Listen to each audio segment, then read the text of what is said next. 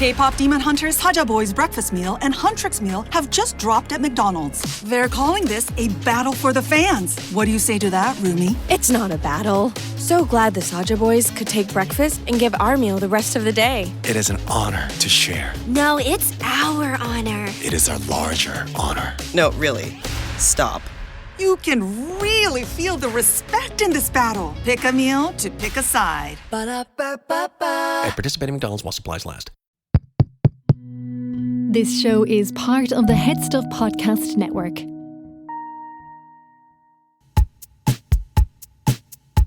Lovely stuff.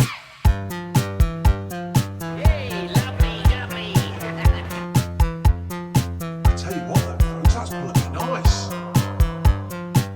That is bloody lovely. Lovely Holly. Lovely touch. Lovely Holly. Lovely touch. Hello, and you're very welcome to another episode of The Lovely Show. Program. How are you, Justine? I'm a little hungover. You sound rough. Yeah, I'm like Tom Waits' sister here. That's kind of what it sounds like. Do you know, because I've done voiceovers sometimes before, and I'm like, I should not have been booked for this morning at 9 a.m. Sound like sandpaper on a badger's arse. On a badger's arse. Yeah. With a bulldog licking piss off a nettle who smokes too many fags. Yeah. Yeah, exactly that. Would you give fags to a dog? I wouldn't personally. I just think it'd be more upsetting for them because they haven't the thumbs to light. Bulldogs are already wheezy as well. It's the last thing they fucking need is a cigarette habit. You could put the nicotine patch on him, I suppose, if he was on the withdrawals. Yeah. Because like a dog growing up in a house full of smoke, he must experience withdrawals. Eventually have a craving, He eventually. must. So come here, why are you in such disarray? I was out last night. I went to the premiere of Lee Cronin's new film, The Mummy. Oh, Yeah, a spooky film. a spooky film, because you're not big, not to be confused with The Mammy. Not That's not the Brendan O'Carroll stage play. No, very, very different show. The makeup isn't as Make us a little bit scarier on Brendan O'Carroll than Lee Cronin's The Mummy. So as somebody who's not, you don't like things that go bump in the night. I am. Well, I wouldn't mind sometimes, you know. But You famously, like a hump in the night. I like a little, yeah. Like a little hump. I like a little hump.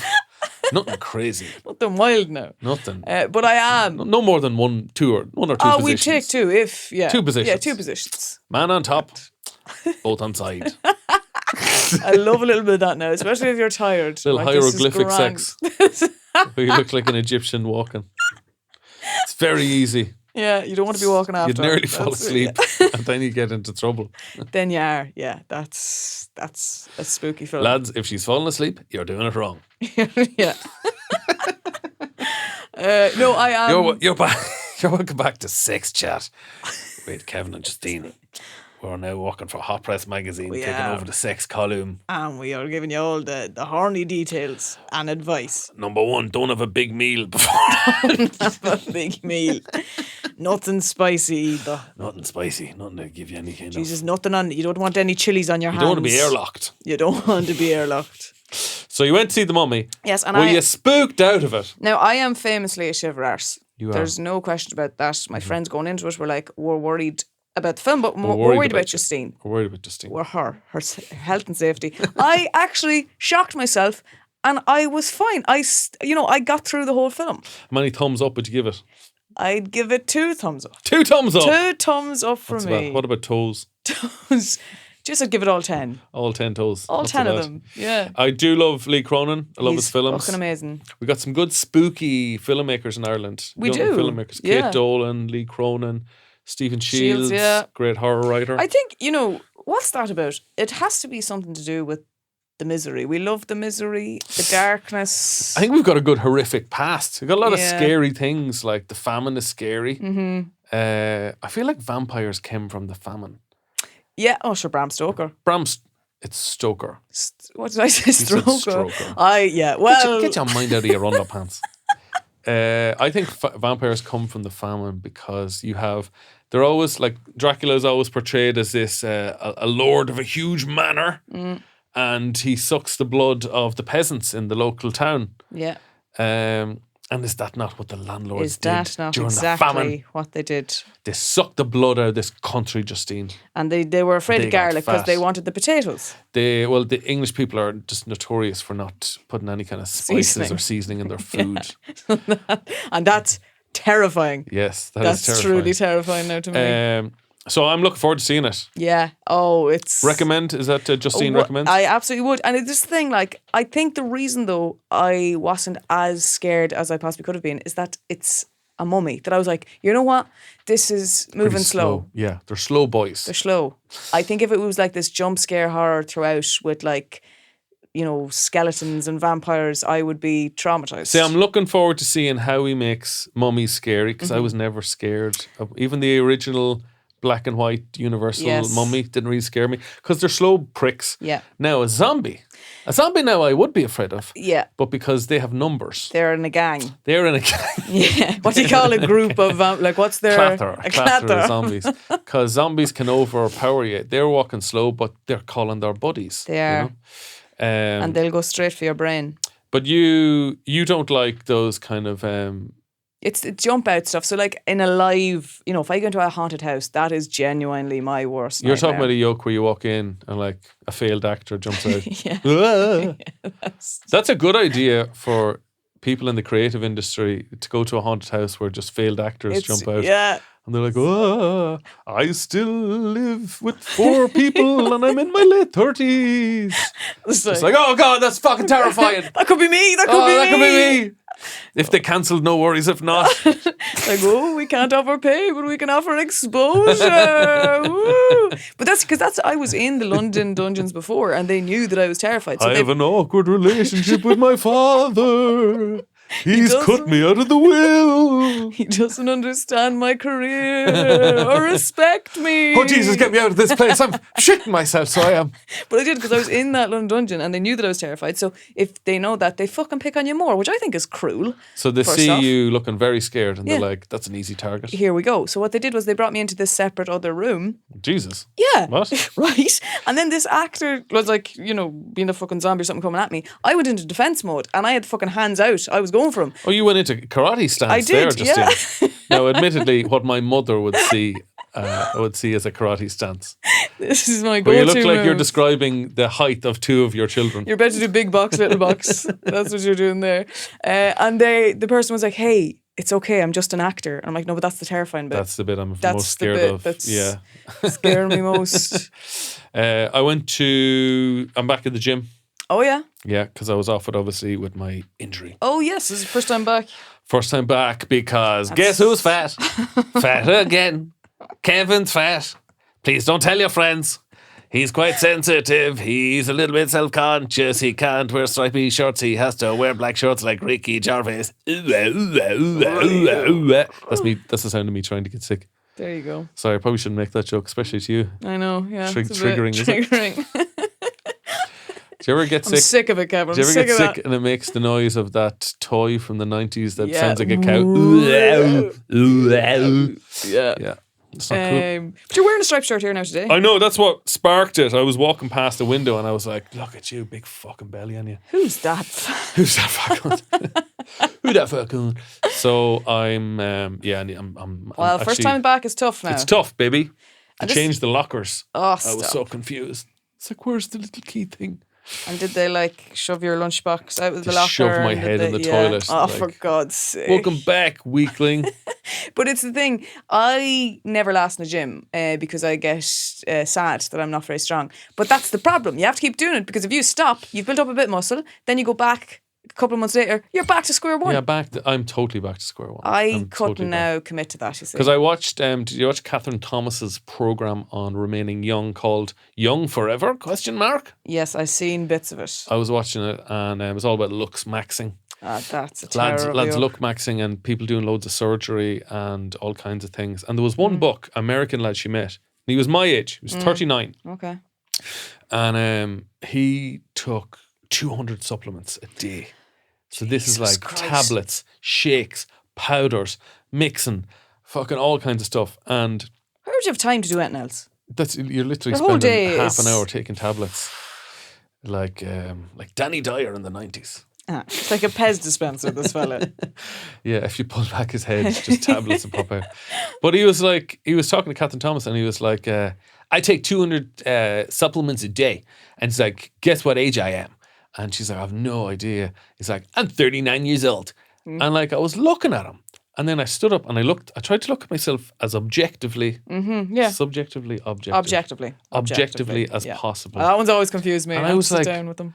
I can safely say, I think I look better than this lad. Yeah. And I have taken the exact opposite approach to life. I have done no exercise till I was in my late 30s.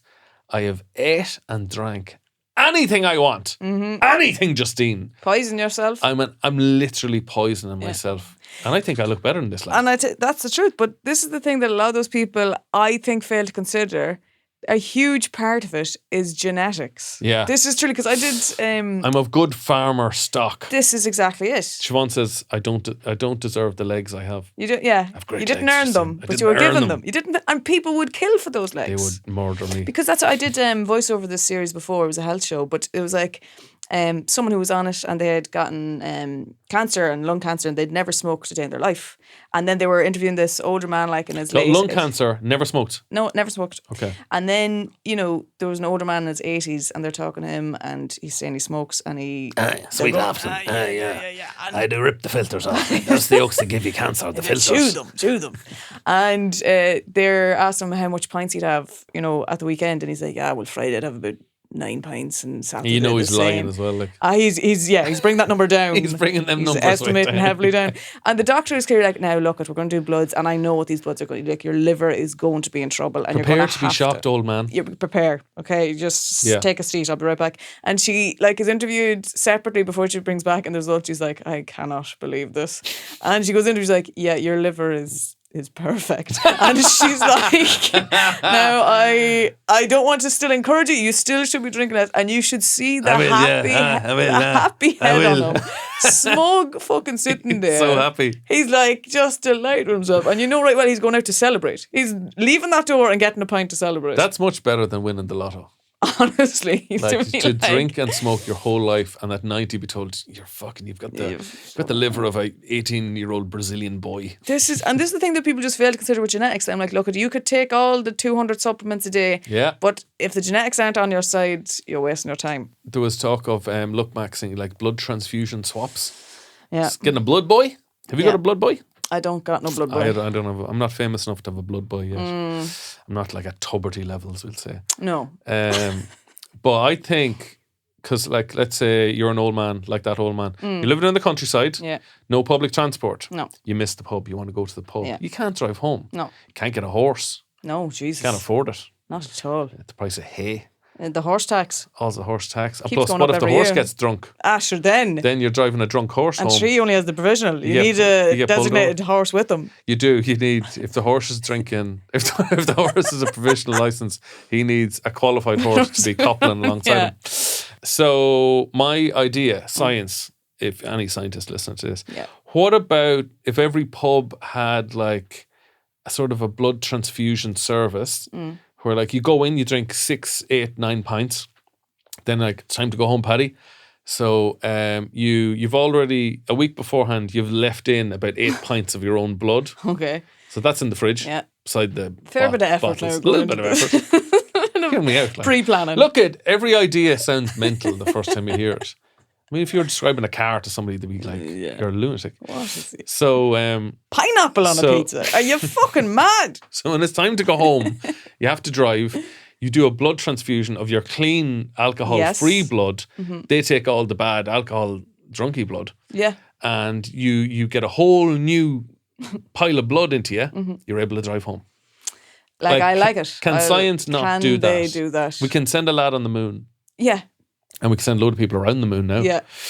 Can we not just have blood transfusions in pubs? In pubs. Yeah. Now look at Think of the lives we'd save. Well, this is true. And then also, so you've got your drunk blood in the pub. Yeah. Next time you go in, just give us the drunk blood there. Just give us that. And I'll have Or if just in my a body. vampire comes in for a pint, just give him that. He's stocious walking Everyone's around. happy. But you could, like, I feel like you'd need medical staff there. So maybe you should just have a hospital in, like A&E in a pub. A&E in a pub. Or a pub in a hospital. I think that would be a great. There definitely needs to be a pub in hospitals. It would be great. You know, you get Yeah, a bit of news that you need to tell the rest of the family. If you're still get some bad news. It's like, oh, geez, I got some bad news about that ingrown toenail. I went down to the pub, the hospital pub. What would you call the hospital pub? What would be a good name for it? Okay. I'm trying to think of hospital names. You see the matter. The damp bandage. The damp bandage sounds good. I like that. The damp bandage, the wounded. You do great business in it. You would, especially if you're going in to would. visit someone. Yeah, Like, come on, we'll I'd get you be out of the way bed more there. inclined to visit people in the hospital if I could get a pint on the way in. And you know, if you have too many, you know you're grand. You're in the right place. I'm in the right place. Stick me up to an old drip there, boy. I'll be on my way. Lovely stuff. This show is part of HeadStuff Podcasts. Here's another show you might like. Sorry now to interrupt the beautiful episode that you're listening to, but if you're enjoying this, you might like to listen to us. We are your internet boyfriends. My name is Mark T. Cox. I'm Dennis Len. And we are one gay, one straight, both gorgeous. You can catch us every Thursday where I'll be telling you stories like how best to take out your bins and how to navigate your way through a lovely monogamous relationship. And I might tell you things like how to juggle multiple romances, or maybe how to make an advance on that beautiful German daddy that you just found at the health spa. Beautiful. Okay, go back to your little podcast episode there now and be sure to visit us on your Thursdays. Oh. Get business done with the new American Express Graphite Business Cash Unlimited card. With unlimited 2% cash back on all eligible purchases, unlimited 5% cash back on flights and prepaid hotels booked through American Express Travel Online, and a flexible spending capacity that can grow with your business, you'll have the confidence to keep building. Apply today and earn a welcome offer of $1,500 cash back after you spend $50,000 in qualifying purchases on your new card within the first 6 months of card membership. Terms apply. Learn more at go.amex/graphite. Pepsi Prebiotic Cola in original and cherry vanilla. That Pepsi taste you love with just 30 calories and no artificial sweeteners. Pepsi Prebiotic Cola. Unbelievably Pepsi. The protests have ended. They have. The fuel protests have ended. Now they've kicked off in the north. Oh, no way. So I think they looked down here and were like, Hey, I'll have a bit of that I chaos. see what they're doing. I like the cut of their jib. I'll be worried now about them boys. Mm-hmm. Them boys love a riot. Mm-hmm. More so than us, you know. This is, I hope it doesn't last. I hope it gets resolved soon as well for them. And I hope it doesn't get swept up with anti-immigration fucking lulas as well. That's the problem, because it's really disappointing from last week that I think people now might have an assumption that all farmers are that. And I find that really fucking disappointing and upsetting, because a few bad eggs just give the whole group a bad name. The same lads to be supporting Trump. Yeah, exactly. You're like, who caused this again? Yeah. But I saw an amazing clip, and I don't know if you've heard the term "fuck around and find out." Mm-hmm. But I saw a clip of a lad who fucked around and he found out. I so he think I did. know this clip. This is why you don't mess with farmers. Yeah. So this is a clip of a lad who was held up in traffic due to the fuel protests. He gets out of his van and he has a hedging knife with him.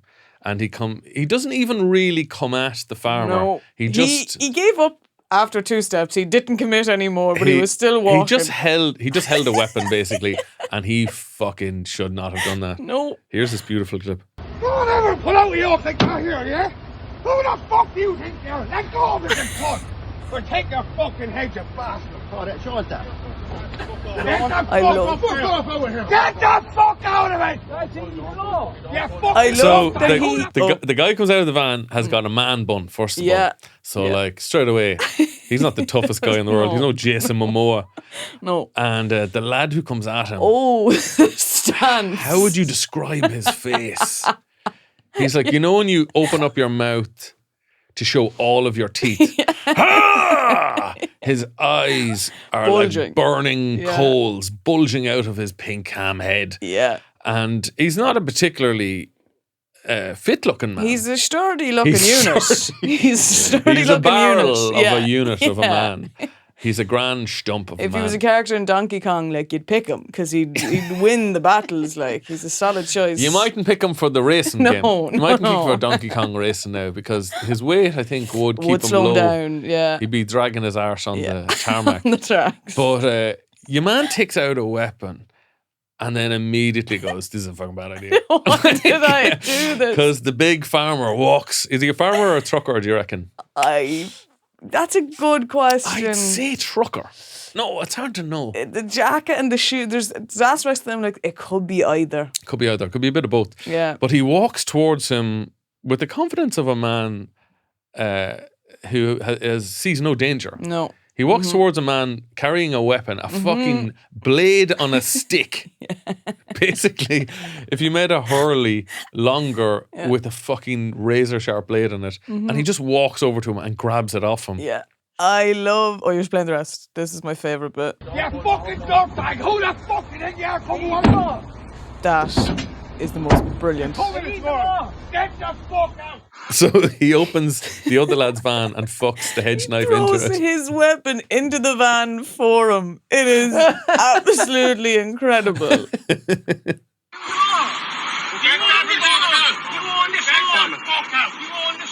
Do you own this road?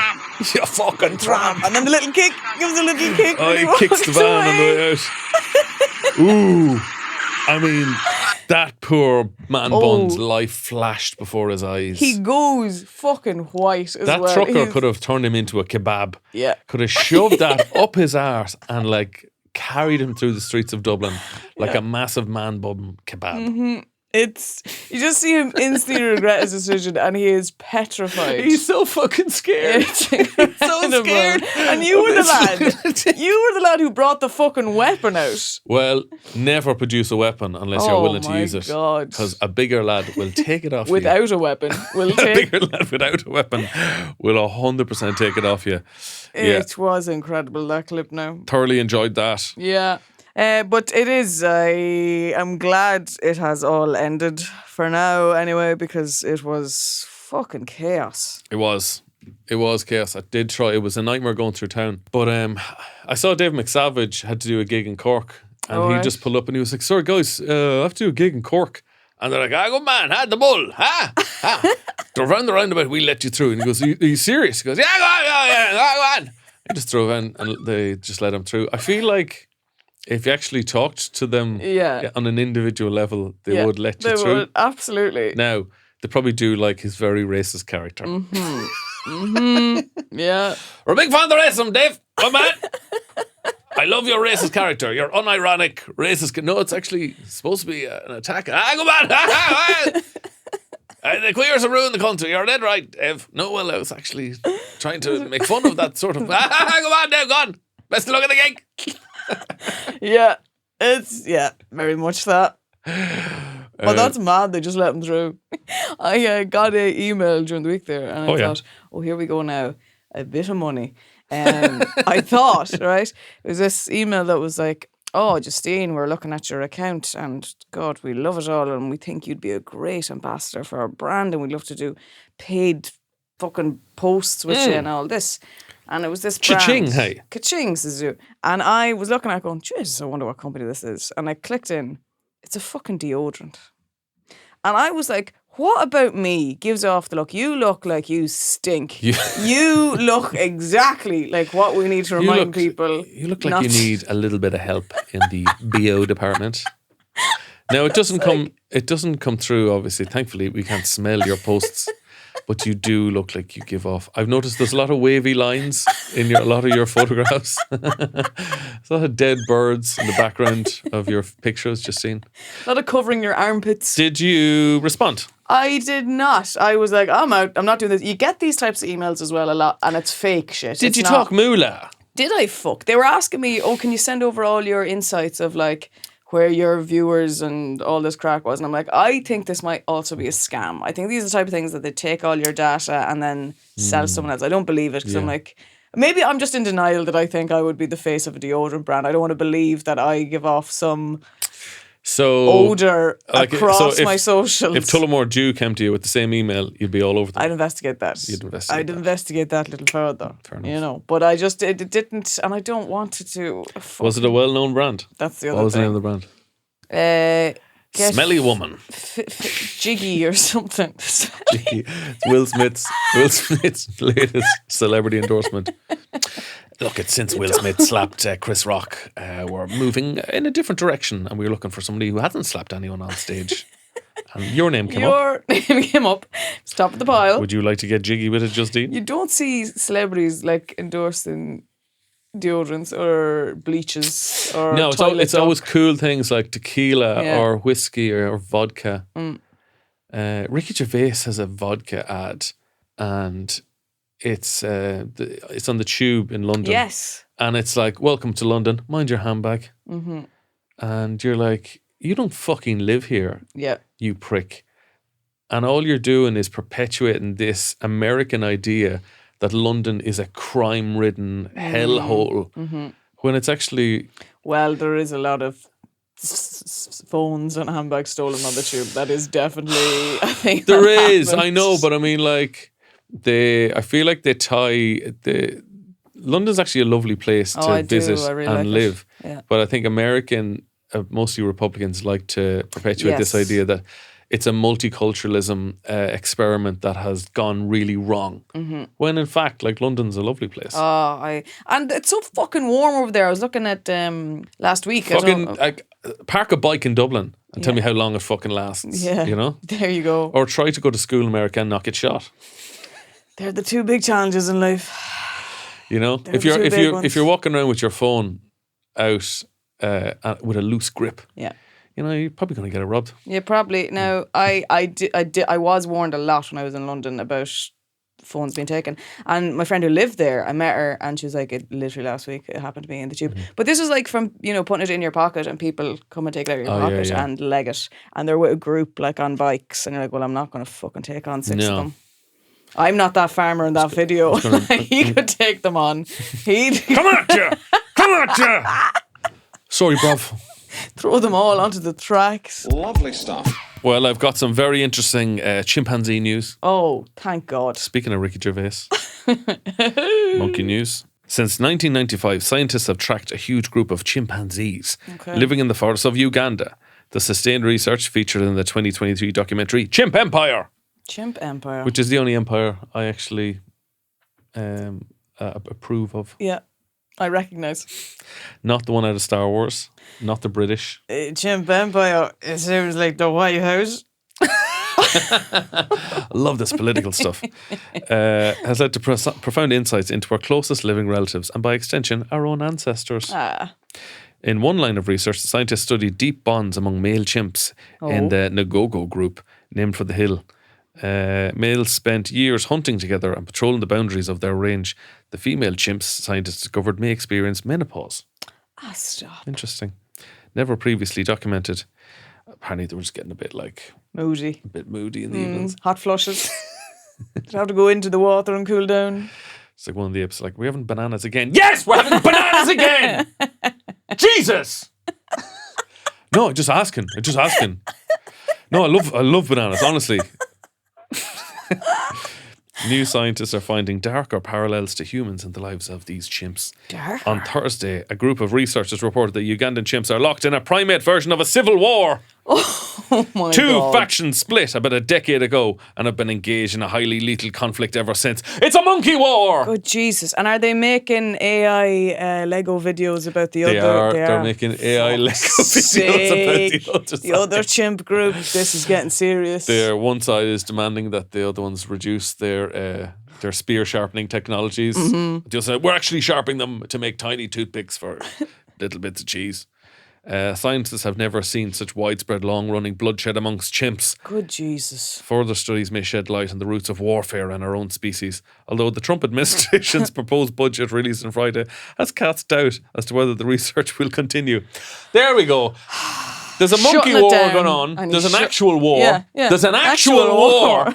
And Trump is removing research funding He's towards saying it. it's all lies. So he's starting a war, but there's no war. And then he's ignoring this monkey war. Fucking joke. When scientists first started tracking the chimps, the first thing that struck them was the sheer number of apes, over 100 across a territory of about 10 square miles. They were everywhere, said John Matani, a primatologist at the University of Michigan and the founders of the Ngogo Chimp Project.